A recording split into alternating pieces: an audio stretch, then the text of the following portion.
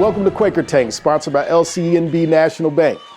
I'm Chip Murdoch. I'm the Director of Diversity and Service Initiatives here at Wilmington College, and I'm serving as your host for this evening's show. Now, Quaker Tank is similar to the hit TV show Shark Tank. 4 contestants will be pitching their overall business concepts to a panel of judges. Each of our contestants here tonight have made it through a preliminary round of competition. After each contestant makes their opening pitch, they will then have the opportunity to engage in a Q&A with our judges. Now, judging will be based on creativity, financial plan, and the feasibility of their project. Now, each of our judges will have $1,500 that they can distribute to each of the contestants. Now, on top of the $4,500, this year we've added a secret bonus amount of $500. Our student production team would actually be selecting one of the promising contestants to receive this extra bonus. Before we get started, let's give a big special thanks to our presenting sponsor, LCNB National Bank. We also want to thank our gold level sponsors, First Financial Bank, Alpha and Omega Building Services. We want to thank our silver level sponsor, Merchants National Bank. And we also want to thank our bronze level sponsor, PNC Bank. Now, before we get started, I want to leave you with a little trivia question that we're going to revisit later. What institution on this planet houses the highest number of dreams and ideas? Think about that, and we will reveal the answer towards the end of the show. I guess it's time that we meet our judges. Stephanie Butler, Director of Marketing and Communications at Clinton Memorial Hospital. Stephanie is a marketing and communications strategist with 13 years of experience in the private and public sectors. Next, we have Kim Parks, Director of Marketing for Air Transport Service Group. Prior to joining ATSG, Kim served as Brand Manager Retail Division for Crane Fencing Solutions and Manager of Marketing Communications for R&L Carriers. And last but not least, Carrie Steed, owner and CEO of Generations Pizza. Carrie is a self-taught entrepreneur and his business has grossed over $60 million. Carrie also serves as a county commissioner here in town.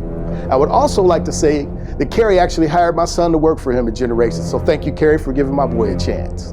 Now, without further ado, let's invite our first contestant into the tank, Grant Mihalik. Grant is a junior here studying business administration and is a member of the men's basketball team. My name is Grant Mihalik, and my business is 1% Basketball. 1% Basketball is a basketball training business where I train kids of all ages and genders so I really can grow their game to the next level.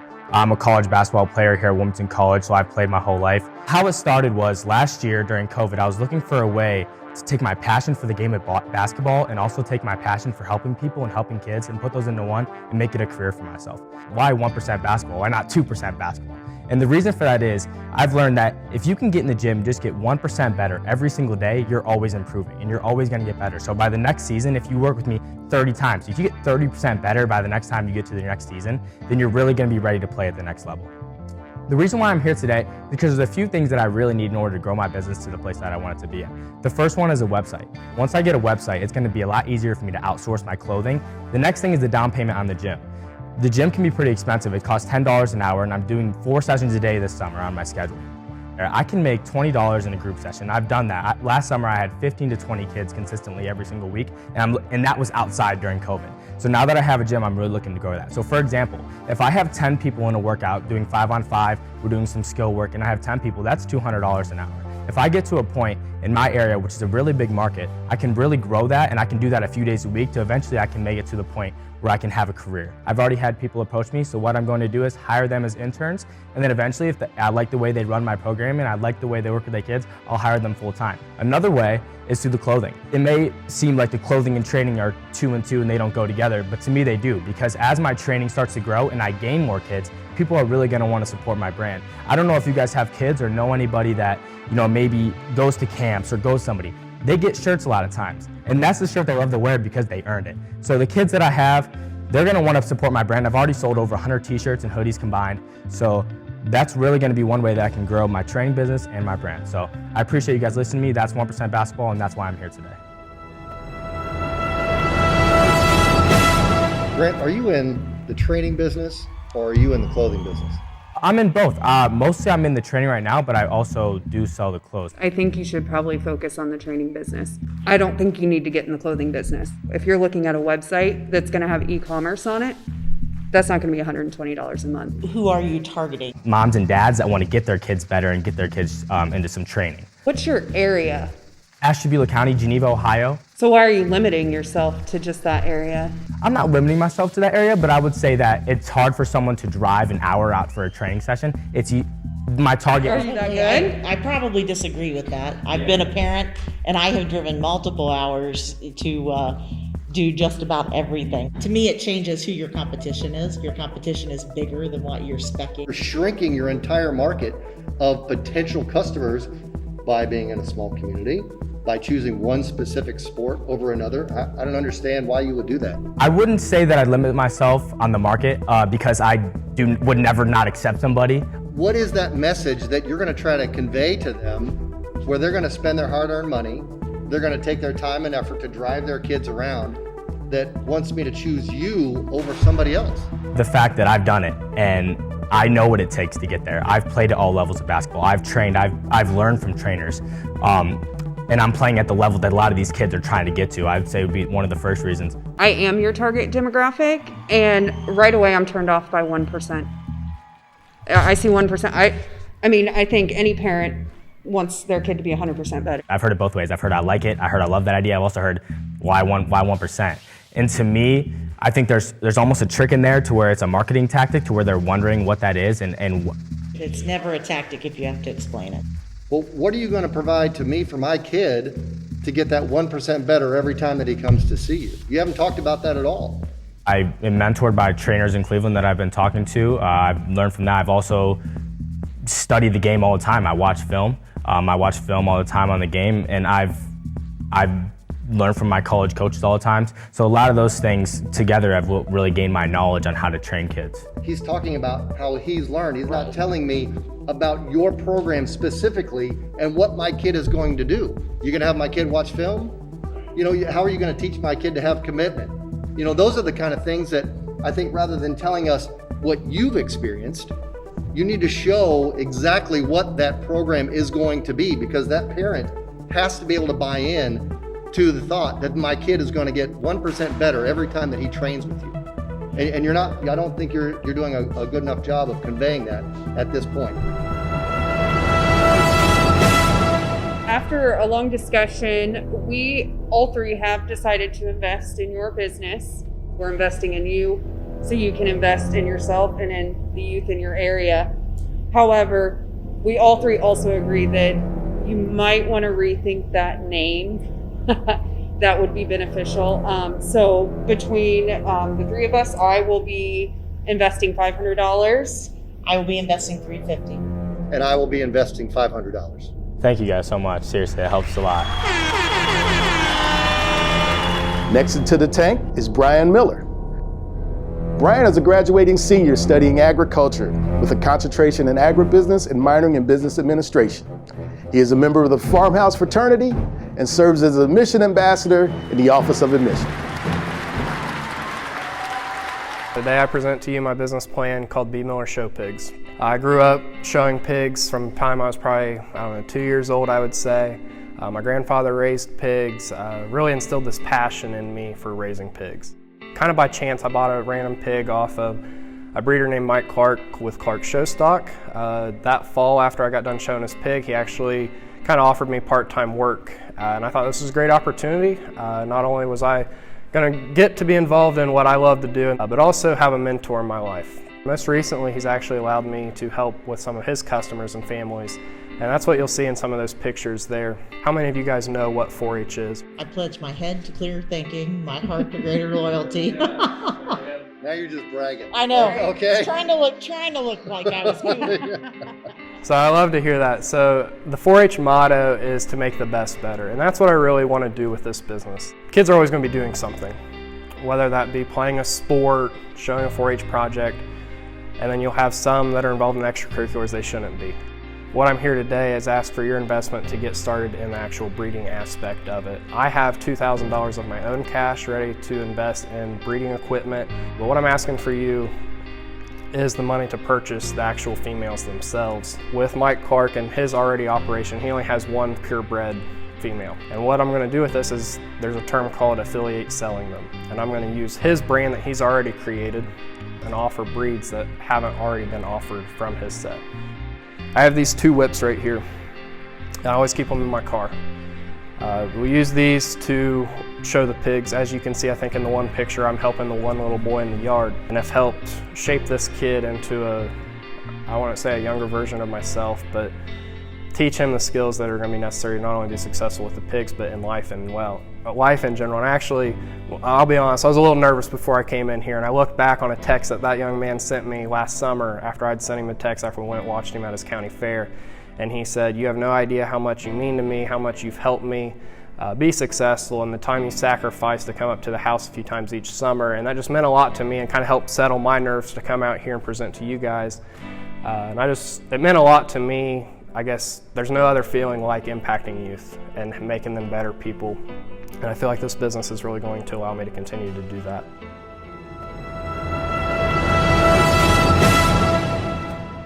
Brian, what's the #1 reason why I would want to buy a show pig?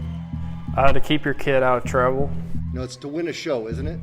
Back to what I said earlier about that kid. He didn't win that show that day. And I texted him, I said, "You showed a very good set of pigs today." I said, "I just don't want you to be disappointed because I know you've worked really, really hard this summer." You want us to invest in you so you can help Mike make money. I mean, that's kind of basically what I got out of this. Why would we want to help you or invest in you to help somebody else make money? I'm going to have my own business and Mike's going to have his own business, but essentially partner up on sales. But I would have my own separate entity called B. Miller Show Pigs. There are a lot of breeds of pure right now. My family, that's what we do. We have purebred pigs. It's what we've always done.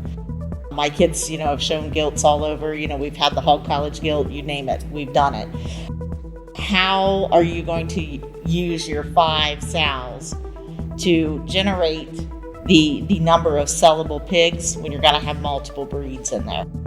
I want to keep my resources focused on 2 or 3 breeds, and those breeds, I've always been passionate about the Berkshire breed and the landrace breed. Would like to focus on those breeds and grow them to be successful. The purebred pig market is just as flooded as the crossbred pig market, if not more, to be quite honest. How are you going to, 1, entice those people that are buying those crossbred pigs that they need to have a pure? On top of that, how are you going to set yours apart from the already flooded pure pig market? That's a great point, and I know that as well as anyone. And I'm hoping you answer this right because I'm going to use this. I'm going to take it with me. So I know you said you had the hog college pig. So with the junior national shows, what they've done to entice people to show purebreds is they've allowed crossbreds to come to these shows. But what they do is they require you to show 1 purebred for every 1 crossbred. And I think that's a great tactic to allow it to grow in terms of numbers. I just want to know about the brand equity that you have. Like what credibility, what's going to make someone buy something from you? Experience I have with Mike and Mike's. You're selling Mike again.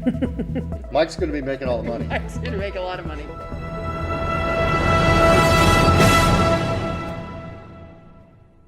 I appreciate anybody who comes in and shares the story of agriculture. As advocates, that is what we do. That is what we're tasked with. There was a lot of concern, one, about your alignment with Mike and not having your own identity.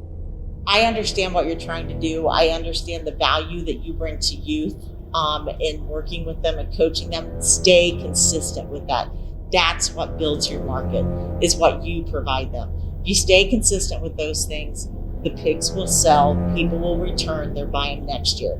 I have made the decision to invest in your business. I'm investing $350. Unfortunately, I think you're not focused enough on exactly who you are and what direction you want to take the business.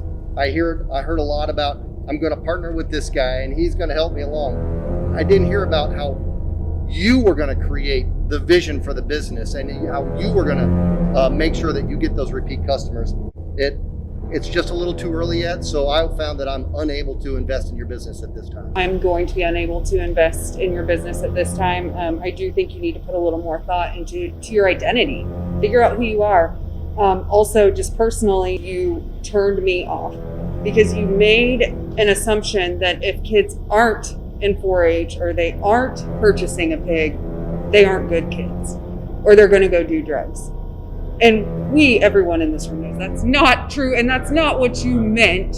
That's scary, because if I'm investing in you and you're going to go out and sell pigs and that's how you're going to talk to people, you're not going to hit that spot with everybody, right? Right.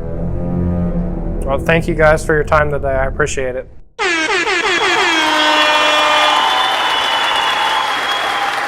Third into the tank is Asia Ganaway. Asia is a junior studying exercise science, allied health, and minoring in biology here at WC. She has worked as a skincare expert at Lush Natural Handmade Products and is currently a beauty consultant for Target. I'm Asia Ganaway, and I'm the CEO of Honey Liqueur. Honey Liqueur is a handmade natural cosmetics business. Both my love for natural skincare and the entrepreneurialism that runs in my family drove me to start my business. Today, I'm asking for $2,500 to help expand that. I'm always seeing new products, trying new products, and I decided that those products were not quite what I needed, so I dove into Honey Liqueur about 11.5 months ago. You have our vanilla whipped body butter, our eyelash and brow growth oil, our hair growth oil. What's right in front of you in the middle there is our under eye serum, a caffeinated serum to help depuff and with your bags. In our first 11 months, we have done 130 plus orders. We've had $2,800 in revenue. We have sent orders to over 12 states. 2 weeks ago, I was hoping to go international, and this week I got an email from a young lady in Belgium wanting me to ship my products to her. We have 16 brand ambassadors to help us test our products, perfect our products, and then broadcast our products. We have a TikTok page, we have a Twitter, we have an Instagram, we have a Facebook, we have a website, we have it all. In the next couple of weeks, we have 2 big collabs coming. One that I can speak about is with a body positivity brand, Curvy Cuties, which is all about empowering women of all sizes, and they're going to do a skincare launch and photo shoot for us. It's going to be great.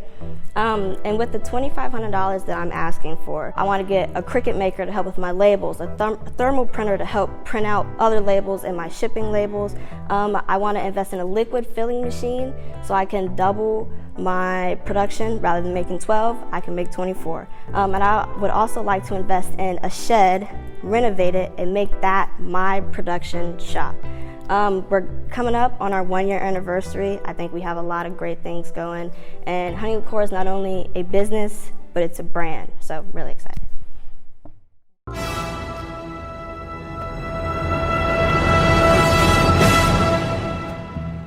While you ladies would assume that these products and this business would be right up my alley, I'm going to defer some of the questions to both of you.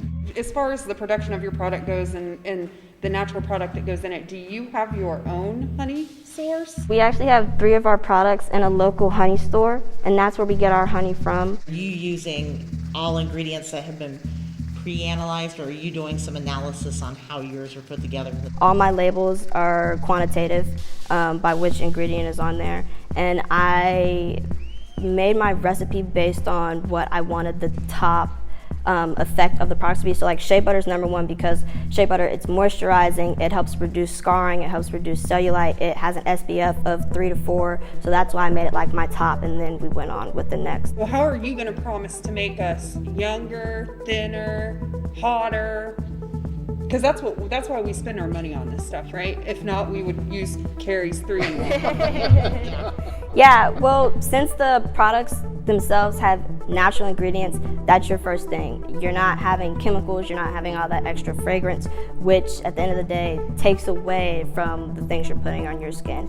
I have had my great-grandma and my grandma try my products. They both are big fans of the under eye serum. I've got to stop you there. Great-grandma and grandma? And my mother, don't relax. my mother, my aunt. Wow! You said look younger, I went to them. Come on now. Where does this help, Mom?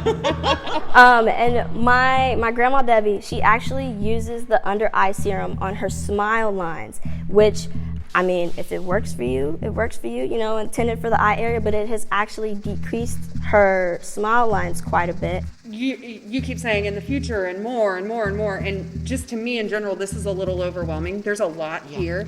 Where's your focus? What are you an expert in? I guess I work on face more than anything because your face is what people see majority of the time. You know, you might have your arms covered, you might have your legs covered, but you know, you want your skin to be clear and to be bright and to be toned. So I guess that's more of my main focus. When looking at your financials going from year 1 to year 2, your actual average purchase per each purchase actually went down.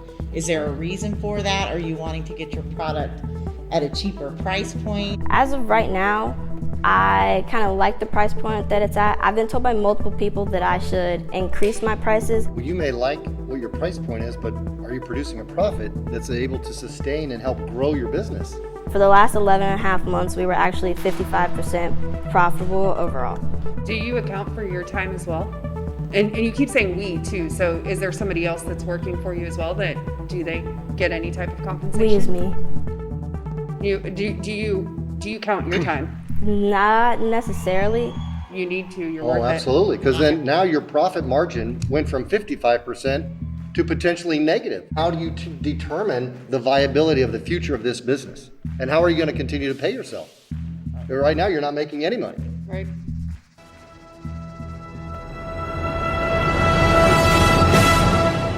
We were all impressed with the fact that you've already created products, you've started to market them, and you've started to reach a market or a demographic that is responding to your products and what they are able to accomplish for those that use them. Here comes the bad part.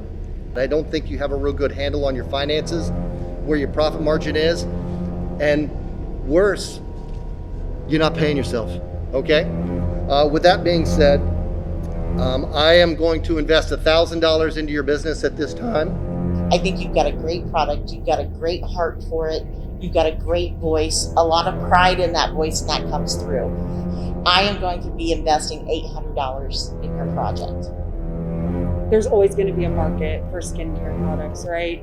Which is awesome, because that is something that you're going to continue to perfect and find those niches that people are really into. I noticed in the product line that you shared with us today, there were several things in there that people are nuts about right now, like the hair growth oil. Like, who doesn't want those long, luscious locks that all those fine gals on TV have?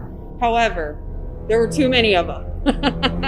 Because then we didn't know what was in front of us, and we couldn't even kind of hone in on what's Asia good at, right? So I think that's where you probably just need to pump the brakes a little bit, you know? So I'm going to invest $1,000 in your business as well. Asia, go ahead. Well, I was going to say, No, I'm and gonna if go we ahead have and talk. if we have I'm a gonna go ahead and follow-up show, we want Carrie to look like Fabio. I'm telling you, hair oil everywhere. The eyelash, Yes, the moisturizer. He's coming in here off of a romance novel. Goodness. Asia, best of luck to you.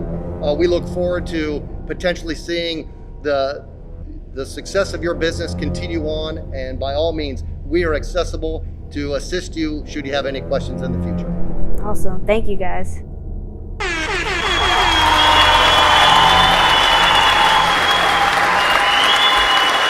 And our final contestant is Logan Hayes. Logan is a junior working towards a dual major in sport management, also in business finance, while dual minoring in communication arts and economics. I don't know how he finds time to do all this. He is also a member of the men's lacrosse team. He's a station manager for the Quake radio. He's the vice president for his fraternity, Tau Kappa Beta. He serves as a secretary for Greek Council and is the recreation chair for the activities programming board. Hi, my name is Logan Hayes, and I'm here with the Sports Quake. So how many of you have heard of a brand other than like the behemoth of ESPN that's in sports media? Yeah, what brands have you heard of? Sports Authority. Sports Authority. All right, so now what I want you to do is bring out your phones for me and open up your browser and go to thesportsquake.com. I'll give you guys a second to do that. I think I forgot to remind him. It's going to take me more than a second. All right, I got it. I'm there. I'm last. Well, thank you. You guys just made me like 15 cents by opening up the website, because with Google AdSense, which is not activated right now, so when it is activated, it would be 15 cents. We are a sports media company made up of a bunch of college students right now who are just expanding their career fields and expanding into getting into sports media. But we tested some blog posts to see like how many clicks we would get, and we were averaging a little over 100 Our first year goal is set at 500 viewers average per article, and without any marketing, we were already at 100 viewers. And it was actually a nationwide thing. So we had people up in Washington, people in Cali, and people in Illinois were clicking on it because it was all around the March Madness finals that we decided to do a little test run on and see what we could get with that. We have an editor. The editor is coming in owning 40% of the company, and wages are paid to the staff at $1 per 100 views. And for profits on that, 100 views by Google AdSense studies show about 2 to 3% of people will click on an ad, which is where the profits will come from. And in the demographic of those ads is about $3 to $4 per click. And then at the end of the month, we also are offering bonuses to our staff. The highest viewed article will be paid double. So if the staff member has an article with 2,000 views, he would get paid $20. At the end of the month, he would make another 20. So we're doing that for our first month, and we're gonna have little incentives each month from there on out.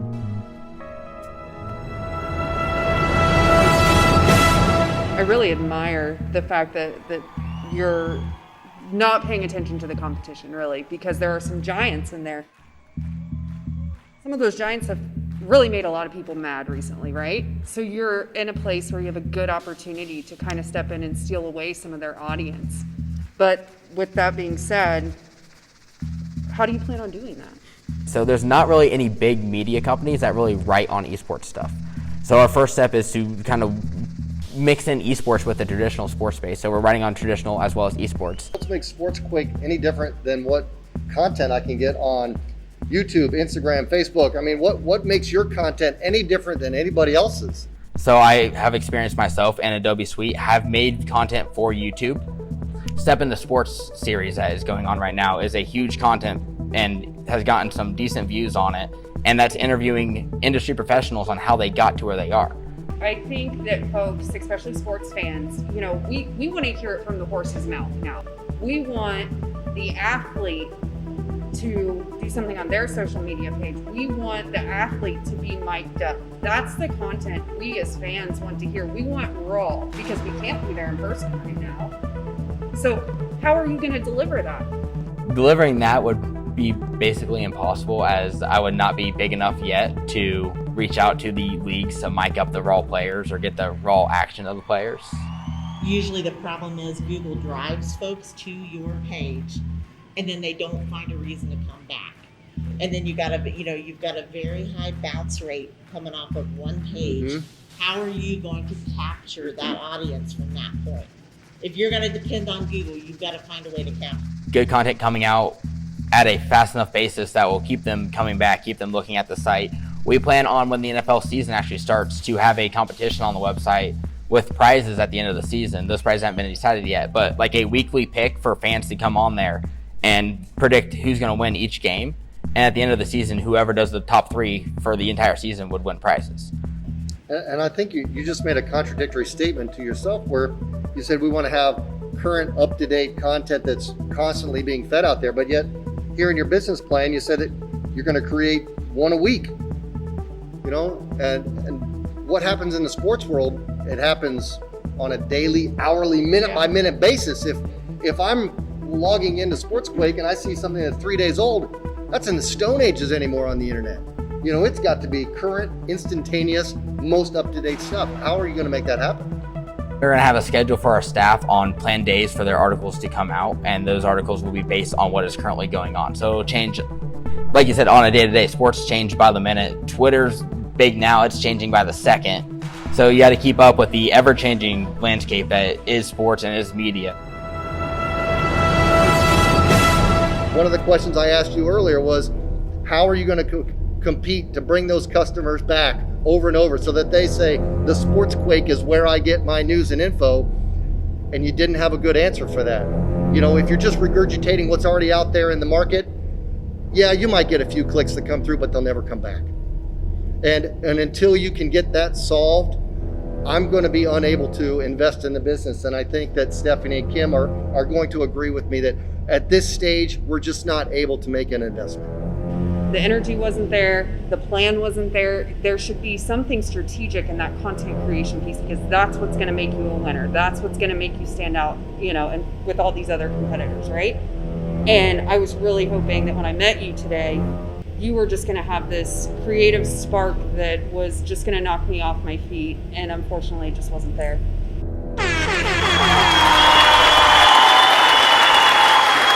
Now it's time to find out which one of our testants will be taking home the bonus $500 that's determined by our student production team. Now, after much deliberation, the team has decided to award Asia Ganaway of Honey Liqueur with the $500 secret bonus.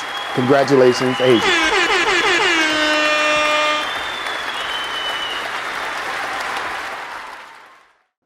Now let's take a short break to hear a few messages from our sponsors. Banking can be frustrating. We know. Your finances can be a haze of fine print, a maze of red tape. That's why we're creating a better way. The people of LCNB care about helping you control your finances. We believe in putting you on the straightest possible path to your goals. We are committed to staying connected. Our staff shows up for you day in and day out, reaching further together. LCNB National Bank. Member FDIC. This is Olivia. She's made a hole-in-one 3 times. Her husband, 0 times. Wired money to the Atlanta office from the Lynx 13 times. Watched her husband make excuses for a swing 1 million times. But when First Financial Bank made her business loan easier than a 3-foot putt, that was a first. That's because First Financial offers commercial banking services with a global reach right in the Midwest, so she can focus a little less on being CFO and more on being Olivia. First Financial Bank. First! We have come to the conclusion of our show, and we want to give a big thanks to Wilmington College, all of our students that have supported this, our judges, and most importantly, our sponsors who have made this possible. Thank you so much. It's been a pleasure to host this event this evening. But before we wrap up, I promised you I would give you an answer to the trivia question. Again, the question is, what institution on this planet houses the highest number of dreams and ideas? That institution would be the graveyard. They're full of them. So don't take your ideas to the graveyard. They don't need any more. If you have an idea to pitch, if you want to get involved as a judge or sponsor, please contact our business office. But my goodness, please don't take those ideas to the grave. Again, my name is Chip Murdoch. Thank you so much for joining us on Quaker Take, and have a wonderful evening.